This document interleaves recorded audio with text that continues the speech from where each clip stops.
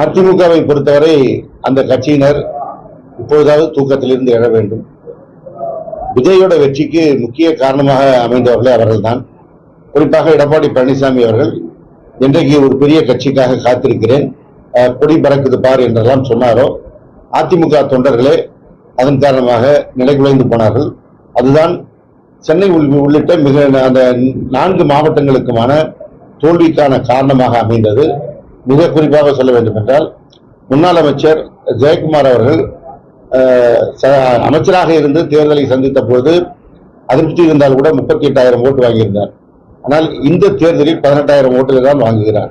மீதி 18,000 ஓட்டுகள் அதிமுகவின் ஓட்டுகள் தான் தாவேகாவிற்கு சென்றிருக்கிறது. அதனால்தான் சென்னை, காஞ்சிபுரம், திருவள்ளூர், செங்கல்பட்டு மாவட்டங்களில் தாவேகா ஒரு மிகப்பெரிய வாக்கு வித்தியாசத்திலும் வெற்றியையும் பெறுவதற்கு காரணமாக அமைந்தது.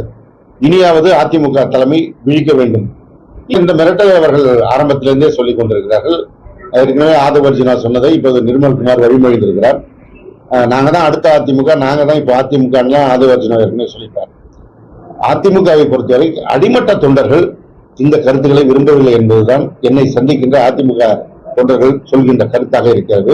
மாண்புமிகு கழக தலைவர் தளபதி அவர்கள் முதலமைச்சராக இருந்த போது எந்த சம்பவம் நடந்தாலும் அந்த சம்பவம் குறித்து தன்னுடைய கருத்தை வெளிப்படுத்துவார். இங்கே ஏதாவது ஒரு இது போன்ற லாக்அப் நடந்தால் கூட அவரிடத்தில் மன்னிப்பு கேட்டு அவர் அந்த குடும்பத்துக்கு வருத்தம் தெரிவித்த செய்திகள்லாம் இருக்குது. ஒரு முதலமைச்சர் அவ்வளோ இறங்கி மக்களிடத்தில் பழகினார். அதை கூட இவர் கிண்டல் பண்ணார், சாரி சொல்லாதீங்க, நீதி தான் வேணும்னு. ஆனால் இன்னைக்கு அந்த சாரி சொல்ல கூட இவர் தன்னுடைய கருத்தை வெளிப்படுத்துவதற்கு தயாராக இல்லை. அதே போல் ஒன்றிய அரசு மூலமாக பல்வேறு நெருக்கடி வருது, அது குறித்தும் வாய் திறப்பதற்கு அவர் தயாராக இல்லை. அவரை பொறுத்தவரை அவர் என்ன நினைத்துட்டு இருக்கிறாருன்னா, எப்பொழுது அவர் நினைக்கிறாரோ அப்பொழுது மேடை ஏறி தன்னுடைய கருத்தை சொல்லிவிட்டு போய்விடலாம். அதுவே தமிழ்நாட்டு மக்கள் ஏற்றுக்கொள்வார்கள் என்று நினைத்துக் கொண்டிருக்கிறார். அவர் புரியாமல் இருக்கிற விஷயம், அவருடைய ரசிகர் மன்றத்தை சேர்ந்தவர்களும் அவர் மீது ரசிக மனப்பான்மையோடும் வாக்களித்தவர்கள் தான் அவர் சொல்லுகின்ற செய்திக்காக காத்திருக்கிறவர்கள்.